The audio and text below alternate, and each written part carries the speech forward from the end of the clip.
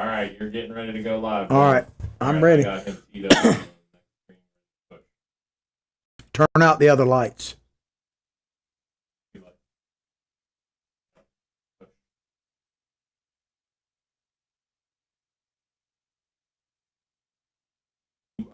Welcome to John Martin Talks, where we battle ignorance and apathy daily. The growing ignorance of just how special this experiment we call the United States of America is, and the apathy that we can't or won't do anything and everything to save her. Well, ladies and gentlemen, we're coming to you live from Big Daddy Unlimited Studios. Yes, that's our new sponsor, and I'll tell you more about that as the show progresses. Sorry for us being just a little bit late, but we got a different producer. My producer is taking a well-deserved vacation. Gabe, enjoy yourself out there. And so we had a couple of hiccups, but we're here, and that's all that really matters. We got a great show for you today. We start with a bromance, and I'm talking about the Mexican president, Mr. Obrador, and Donald Trump. They seem to be like chummy, man. They're like a bromance. They kind of love each other, much to the chagrin of the left, that's for sure. And then Bernie has come out now and stated that he has transformed Joe Biden, that Joe Biden is now towing the Bernie line, and he is in fact going to be the most progressive president, according to Bernie, since FDR. And we'll talk about that because I think it's true, and then some. And then there's an audit of Facebook. They finally released the results of a 2-year audit of Facebook, and guess what they found? Yep, that's right. Facebook is racist, and we'll get into all of that. But we start with a Microsoft News Network article about Mexico's president uses U.S. visit to tout ties with Trump. Mexican President Andres Manuel Lopez Obrador heaped praise on President Trump on Wednesday as the two leaders celebrated the official start of the United States-Mexico-Canada Agreement. That's a mouthful, otherwise known as the USMCA. One of President Trump's greatest achievements was, and promises made, promises kept, doing away with NAFTA and coming up with an agreement that he believes, and it certainly seems that it will be more fair to the United States. Is that a word, more fair? I guess fairer to the United States of America. But so President Obrador is getting along with President Trump. I mean, isn't that against the narrative? Or isn't everything Mexico supposed to be like oil and water when it comes to Trump? Isn't the Mexican president supposed to hate Donald Trump? I mean, what did one of the ex-Mexican presidents say? I'm not building that effing wall. I mean, so this president, who is supposed to be a leftist, actually seems to like Donald Trump. And he had some very good things to say about President Trump. So I got to ask the question, does that mean he's a racist? I mean, if you like Donald Trump, aren't you automatically a racist? Didn't Rob Reiner just come out and say that November 3rd, Election Day, that we're going to find out just how many racists are in the United States of America? In other words, translation of that, if you vote for Donald Trump, you are by very nature a racist. So if you support or say anything nice about Donald Trump, I guess President Obrador, he might find this news to him, but that guy is obviously a racist. Lopez Obrador, on his first official international trip in 19 months, hailed the Trump administration's relationship with his country just 4 months, and it's interesting how the article points this out, just 4 months before the U.S. presidential election is set to take place. Well, I got a question for you. Will he apologize? Is he going to have to come out now and officially apologize, he being Obrador, because he's impacting the election? He's helping Donald Trump. Is he going to do a Facebook post about him? I mean, it's unbelievable. But Obrador said, President Trump, like in the best of times of our political relations, we have received from you during my tenure, talking about the president, as president, understanding and respect instead of insults towards my person, and more importantly, towards my country. Wow. So Donald Trump is actually saying nice things and respecting the leader of Mexico, take it from the leader of Mexico's mouth, the country of Mexico, and the Mexican people. But I thought Donald Trump hated all Hispanics, right? I mean, isn't Donald Trump like totally against Hispanics, especially them dadgum Mexicans? I mean, isn't he supposed to be like, just absolutely trashing the Mexicans? I really expected the headline to read something like this. Instead of like the bromance that we're talking about here, I figured the New York Times would come out with a headline that Trump brings Obrador to the White House so he could trim the rose garden, something like that. I mean, this idea that the president of Mexico and Donald Trump actually are working together for the betterment of their two nations. I mean, wow. I'm not actually surprised. I'm just surprised that the media actually printed anything nice about Donald Trump and Mexico. Lopez Obrador stuck to a historical theme for his Washington visit. Listen to this. Comparing himself to 19th century Mexican President Benito Juarez. So he's comparing himself, and he compared Donald Trump to Abraham Lincoln. Wow. Donald Trump is being compared to Abraham Lincoln. Well, I like that fact that he's being compared, but let me just tell you, there goes the Lincoln Memorial. It's got to be torn down now. There's no doubt about it. It's got to go, right? I mean, if it's linked in any way, shape, or form to Donald Trump, it must die, right? So President Lincoln, man, I mean, he was already kind of teetering there by people who don't know squat about history. But now that President Obrador has said that President Trump is a lot like Lincoln, there goes George. I mean, throw your pennies in the street, I suppose. That's an interesting question someone asked me on Facebook the other day, and I hadn't responded to it. But they're saying if people don't like our history and don't like our dead presidents and our heroes, why do they keep taking the money? That's a good question. So if you don't like, for instance, Ulysses S. Grant, I'll take all the grants. If you don't want them, if you want to protest George Washington and make it rain on me $1 at a time, baby, I will take them. You know what I really like, though, is I like them dead inventors. Give me the Benjamins any day of the week, which reminds me, by the way, of something that people have been asking how you can support the show financially and that type of thing. And we're working on ways to do that. And I greatly appreciate your inquiries. There is one way right now that you can benefit yourself and the show. And you look at the description on Facebook of the show and the titles, you will see a link to BDU, Big Daddy Unlimited. Go there, check it out. It's all about the Second Amendment, everything from A to Z when it comes to guns, survival gear, tactical stuff, big discounts, all of that kind of stuff. Check it out, because if you subscribe to that, you will in fact be helping the show. So check that out and share it with many as possible. I guarantee you won't be disappointed. But said Mr. Lopez Obrador, president of Mexico, he said, that's why I am here in Washington. Not to trim the rose garden like the Times might have you think, but he said, I'm here to express to the people of the United States that your president has behaved toward us with gentleness and respect. So Donald Trump, I mean, are those words that it's just hard for me to even believe they're written anywhere in the media, that Donald Trump is treating someone with gentleness and respect. I thought he was just uncouth, unhinged, and everything else. Of course, if you're new to the show, you might not have heard this. First of all, where you been? But I'm glad to have you. Howdy, how are you? This is Billy Bob Bass, by the way. He's my psychic sidekick. He got a Twitter handle. It's at Billy Bob Bass 1. And mine is at John Martin Talks, if you want to chat with us on that. But, President Obrador has said that Donald Trump is gentleness and kindness. Well, I thought that President Trump was just mean and nasty, right? If you listen to the media, all that is Donald Trump is mean and nasty, and he's unhinged. Well, I can't wait for 2020 to come along and the election. With your support, if you'll do what I've been telling you and campaign like Donald Trump is 2 votes behind and the next 2 people you see are going to put him over the top, then Donald Trump will not only be unhinged, but in 2020, baby, when he's not up for re-election, he'll be unleashed. Unleashed. Donald Trump unleashed is going to be an awesome sight, and we need to make sure that happens. But are you listening, America? Are you listening to what President Obrador is saying? He's saying that the president of the United States, Donald Trump, is doing a heck of a job. So if you're Hispanic out there and I know Cubans in Florida, or they know this about Donald Trump for a long time. Donald Trump is all about freedom and prosperity. I think the Mexican president is essentially saying that same thing.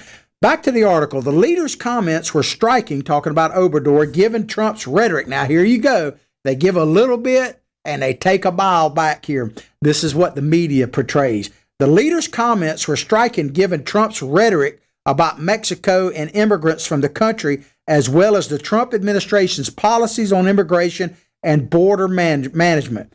Could it be, I'm just asking this, just kind of rhetorical, asking for a friend, as they say, could it be that Donald Trump's policies and the president's reaction to those policies, the president of Mexico, are based on reality and not all this rhetoric and ridiculous BS that the press puts out there? Could it be that President Obrador is capable of looking at what's really happening, that he's not taking his cues from the Daily Beast or something like that, that he's actually watching what President Trump is doing, listening to what President Trump is actually saying, looking at the impacts for both of our nation and their nation, and seeing the positive thing? Could it possibly, I'm just asking, it may not be, but could it possibly be that President Obrador is basing his comments on the reality of the relationship? I'm just saying.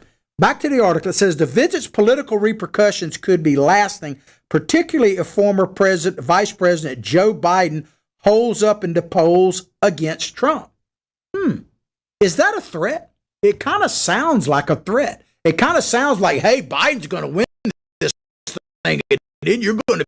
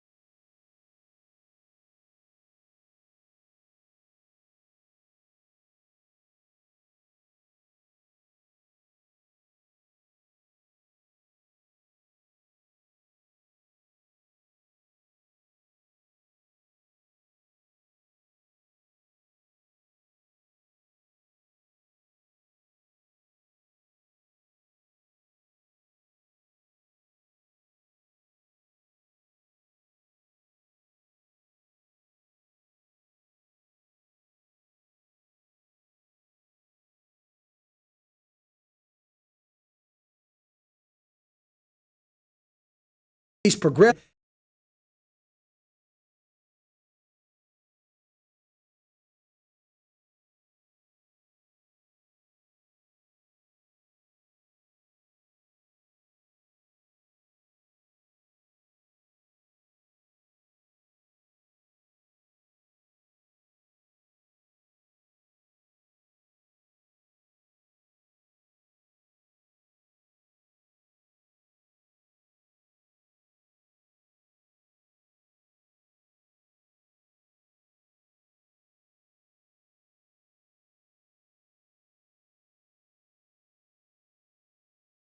I say they can't.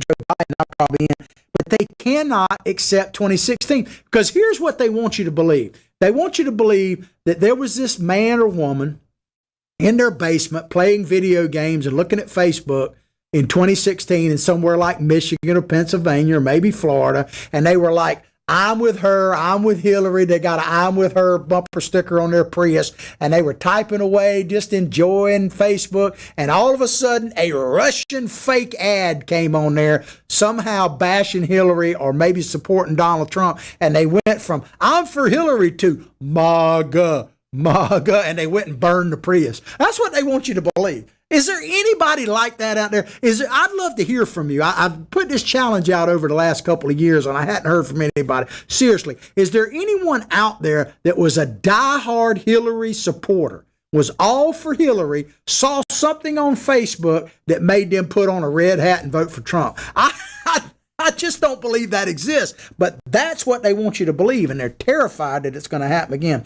So now Facebook has to decide whether its approach to hateful speech and noxious content, that means anything about Trump, which was to leave it alone in the name of free expression. Oh my God, free expression. Imagine that. Remains tenable, and that the decision puts pressure on Mark Zuckerberg, Facebook's chief executive, who has repeatedly said his company was not the arbiter of truth. I got to give him props for that, and that it would not police political posts. So, basically they're saying Zuckerberg said, hey, I'm going to let this be the free marketplace of ideas and let you decide. But that can't be. Because, see, here's the thing, and I mean this, I halfway joke about it, but this is deadly serious.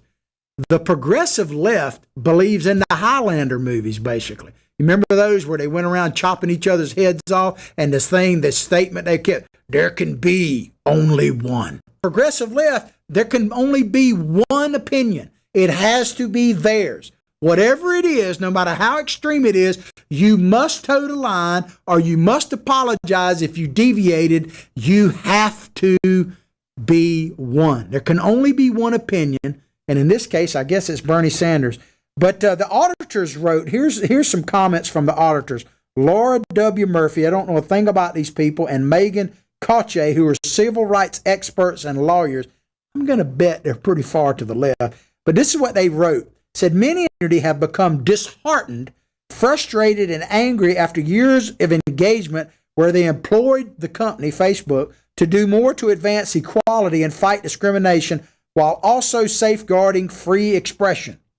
And I said, if you've been on Facebook any length of time, this is laughable, man. Facebook primarily is about cat memes, right? I mean, I was at a discussion last night. People were talking about creating political memes to push local issues. And I told them flat out, if it ain't funny, they ain't sharing it. If you want to get your political meme out there far, put an angry cat on it or a cute cat or something. Put a cat on it and it'll get 1 million shares. I mean, you put a serious issue on there and it'll fall like a dud. Facebook is about cat memes, but now they're saying it's just like the arbiter of civil rights, man. It's just crazy. Check the time. Got a few minutes left. The audit, which was the culmination of, check this out, 2 years of examination of social network. 2 years they audited Facebook. You think these lawyers were milking that thing or what, man? I wonder how much they got paid. Man, they were milking that teat for all it was, man. 2 years. And I'm going to come back to that in just a minute. But it was another signal of how power by the largest tech companies is increasingly under scrutiny. So it's not just Facebook. Facebook, this is laughable. Facebook, Google, Apple, and Amazon are all facing questions over how they are wielding their influence. I'm just trying to stay on Facebook, Google, Amazon, and YouTube, man. I'm worried that I'm going to say something that's going to get me. I mean, the idea, it's just laughable. The idea, and it's sad and scary at the same time. I don't want to downplay it too much, but the idea that Facebook, Google, YouTube, and Amazon, owned by Jeffrey Bezos, who hates Donald Trump, that those entities are like in the can for the hardcore right, the alt-right, and Donald Trump. They took them 2 years. I mean, I could have told them that in 10 minutes. But are you getting this? Facebook, Google, Apple, they're not far enough left. Are you hearing this? Progressives, let me just tell you, this is one of my axioms. Progressives will take everything to extreme. That's why you cannot give them 1 inch. One of the best examples I can give you this is the abortion issue. And it really doesn't matter to me in this example which side of that issue you're on. You remember that they put us under Clinton that abortion was going to be safe, legal, and rare. Okay. And a lot of people either gave in. I know a lot of y'all been in the fight. You've been on the right side of that. I mainly kind of looked at it back in those days as it wasn't a big deal for me one way or another. I'm kind of ashamed to admit that, but I'm always about the truth here. But now they took that safe, legal, and rare, and where did they take it? Where are we now? We're basically, as Rush Limbaugh calls it, in the 4th trimester. You can literally be aborted after you're born if the mom says, hey, what did Northam say? We make the baby comfortable, and then we have a discussion, and then we decide. So I guess it's a blessing that my mom, 98 years old, died last year. She can't make the decision now to abort me. I say that it's true. Progressives will take it to the extreme. We are on the verge of living not in bizarro world, but in progresso world. And it is pretty bizarre. When you can be an outlaw for defending your home against people who are threatening to kill you, that tells you a lot right there. I got about a minute left. In the audit, Facebook was repeatedly faulted for prioritizing free expression on its platform over non-discrimination, and for not having a robust infrastructure to handle civil rights. Prioritizing free expression. Why is that? Democrats no longer believe in the Constitution. The leadership of the Democratic Party does not believe in the U.S. Constitution. I would love to have a debate with some progressives. So if you want to put it out online, tell me we'll just use the Bill of Rights. What in the Bill of Rights do you actually still agree with? Because you don't believe in free speech. That's pretty obvious. That's what this is all about. You absolutely don't believe in the Second Amendment, because when people practice their Second Amendment rights, you call them everything but a child of God and want to put them in jail. So I'm wondering, what do they believe in? I don't know. But the report homed in on 3 posts. I want to conclude with this by Mr. Trump. It said the report, now keep in mind, they studied this for 2 years, and it came down to 3 posts that Trump put up in May of this year. That's what brought all this on. Comes down to that. So can you say TDS, anyone? They have TDS. But as I say, it ends up basically this, and I mean this sincerely. If you vote for the progressive left, you are voting for Highlander, where they're going to chop everybody's head off that don't agree with them, and there can be only one. If you don't vote for Donald Trump, if you vote for Joe Biden, or if you sit on your hands and do nothing, our country is going to go to progresso world, and you're not going to like it. I guarantee you that. And even some of you people that are hate Donald Trump, never Trumpers, whatever, trust me on this, you're not going to like a world ruled by the Bernie Sanders of the world. You're just not. And that really, and ladies and gentlemen, is ultimately what we got to decide in the next 100 and some odd days. Love, hate Donald Trump. I mean, I'm all for him. But do you really want to turn this experiment we call the United States of America over to people that would, for instance, tear down Frederick Douglass's statue? I hope you've enjoyed the show today as much as I've enjoyed bringing it to you. Please go directly to John Martin Talks Facebook page, like it, share it with others. We got a YouTube channel. It's John Martin Talks, spell it out. Check out that Big Daddy Unlimited link in the Facebook description. Go there and you can support the show that way and help yourself. I'll keep praying for your family. You keep praying for mine. I think we should all agree that we need to pray for this nation now more than ever. But above all else, like I say each and every day, from my heart, from my family to yours, have a blessed day.